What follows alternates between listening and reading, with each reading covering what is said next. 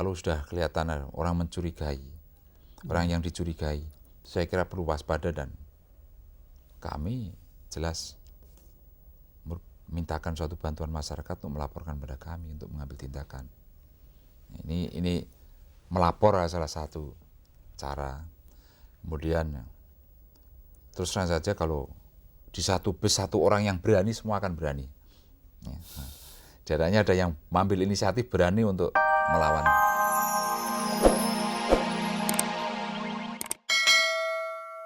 Mengenai bus yang dibajak, supirnya dengan beraninya membawa bus itu masuk ke kantor polisi. Beberapa kali kejadian dan bisa dibekuk orang itu. Sekarang misalkan jauh dari kantor polisi, banyak aparat keamanan, ada Koramil, ada Kodim, bahkan di tiap instansi itu ada satpam. Satpam itu saya kira juga satpam itu punya kewajiban. Kalau bus itu dimasukkan ke suatu satpam, daerah di mana ada satpam, saya kira bersama-sama dengan seluruh penumpang bus, yang bersangkutan bisa dibekuk dan bisa diamankan. Ini satu langkah yang salah satu yang sangat baik ya Pak ya. Cara bertindak ini satu contoh yang sudah pernah dilaksanakan dan memang efektif. Bagus. Apalagi Pak misalnya Pak yang bisa Bapak anjurkan? Laporkanlah kalau ada lihat seseorang membawa senjata tajam. Setidak-tidaknya waspadai orang itu. Ya, sekarang cara membawa senjata tajam pun macam-macam. Celurit itu nggak perlu seperti dulu seperti petruk itu nggak. Ada cara membawa celurit yang memang tidak bisa diketahui ya.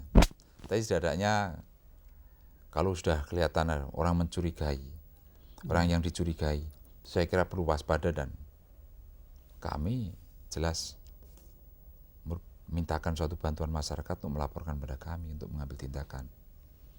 Ini melapor salah satu cara. Kemudian terus terang saja kalau di satu bus satu orang yang berani semua akan berani. Jadinya ada yang mengambil inisiatif berani untuk melawan yang bersangkutan. Satu bus mesti akan tergerak. Karena sebetulnya satu bus itu mempunyai satu sikap dan pendirian yang sama sebetulnya. Karena kalau kita lihat lebih banyak orang yang anti kejahatan yang daripada yang sedang kejahatan sebenarnya. Kalau di persentasenya kita lihat dari angka crime rate ya, itu bisa kelihatan di situ. Dan orang yang pada dasarnya itu benci pada kejahatan, agama pun mengajarkan untuk tidak berbuat jahat. Itu merupakan potensi yang besar sekali apabila digerakkan akan saya yakin bisa menanggulangi segala macam bentuk kejahatan. Ya. Dan ini bukan hanya sekedar di bus kan Pak, di lingkungan juga demikian Pak. Tetapi ada, ini tentu saja sangat tidak benar. Tetapi ada semacam bahwa rasa aman itu menjadi sesuatu yang bergaris lurus dengan seberapa jauh dia bisa, misalnya saja contoh konkret, ada daerah-daerah yang di mana dia bisa bersama-sama menyewa satpam, bisa menyewa itu, maka daerah itu relatif menjadi lebih aman. Di mana ada sistem telekomunikasi yang lebih baik dan sehingga dia menjadi lebih aman. Tapi ada daerah yang karena satu dan lain hal, karena kemudian mereka menjadi lebih sukar untuk memperoleh rasa aman, Pak. Bagaimana peran masyarakat dan polisi untuk menghapus kesan seperti ini, Pak, sehingga rasa aman itu adalah milik semua orang sebetulnya, milik warga negara. Terima kasih. Ini suatu pertanyaan sulit juga. Akan kami coba menjawab bahwa dengan dasar falsafah kita, di mana kita asas kekeluargaan, lingkungan itu tidak ada suatu kendala saya kira kalau ada RT atau apa berinisiatif untuk menghimpun dan meningkatkan, mewujudkan rasa kekeluargaan di antara warga.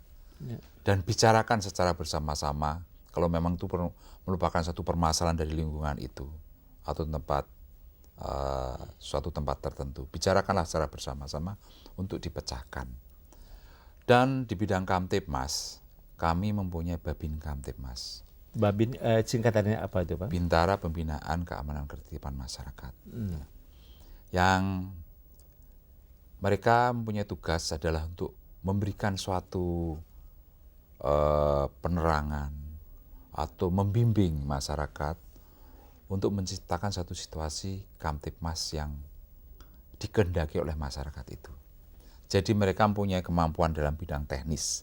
Misalkan bagaimana cara jaga, bagaimana ngatur cara jaga, sehingga masyarakat itu dengan yang kami kemukakan tadi secara musyawarah mengadakan pembicaraan guna memecahkan masalah di masyarakat tersebut di lingkungan itu. Panggillah Babin Kamtibmas. Dan nanti terjadikan suatu jalinan hubungan antara Babin Kamtibmas dengan anggota masyarakat. Secara rutin mereka punya tugas untuk membimbing masyarakat itu bagaimana mengamankan diri sendiri dari ancaman kejahatan. Ya. Tetapi saya kira Pak, tugas Babin Kamtibmas ini tidak secara formal hanya dilakukan oleh Babin Kamtibmas ini. Sebagai contoh Pak, ulama di masjid, itu kan sebetulnya bisa menjadi ketika sholat Jumat itu bisa juga menyampaikan imbauan-imbauan tentang bahwa menggalang kemitraan dalam keamanan dan sebagainya adalah juga bagian daripada keimanan. Bagaimana Pak peran ini?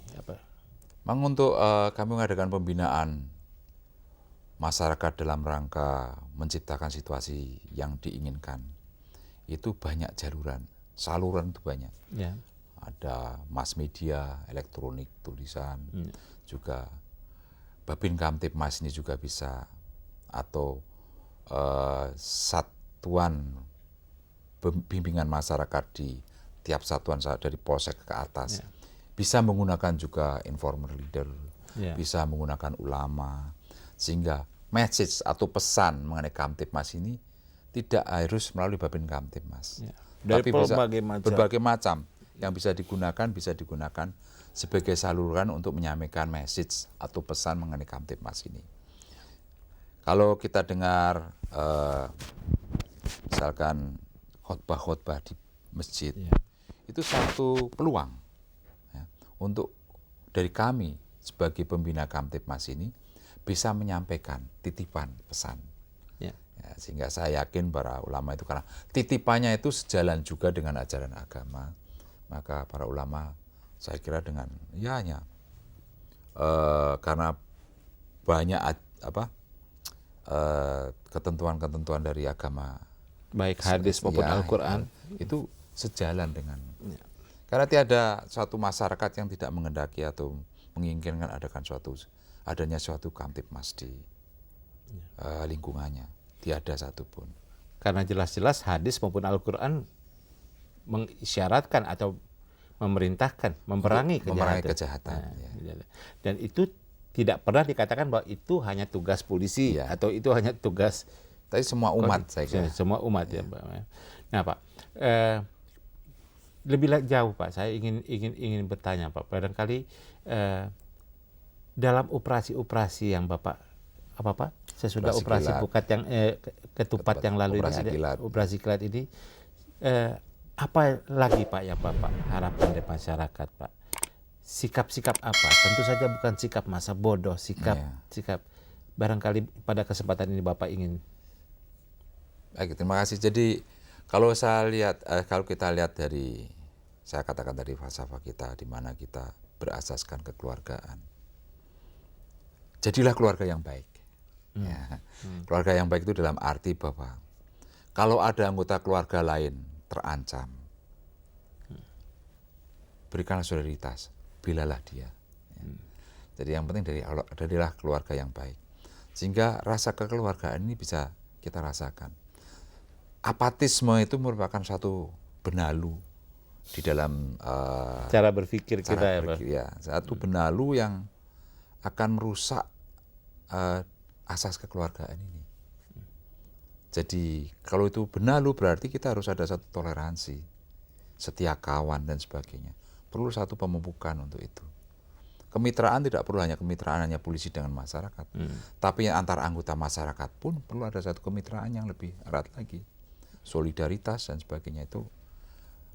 Dengan dasar itu saya kira kita semua sebagai anggota masyarakat akan bisa merasakan ada suatu ketentraman. Kalau lihat ada anggota masyarakat lain, wah itu mitra saya. Ya. Saya merasa tentram dengan adanya anggota masyarakat yang lain.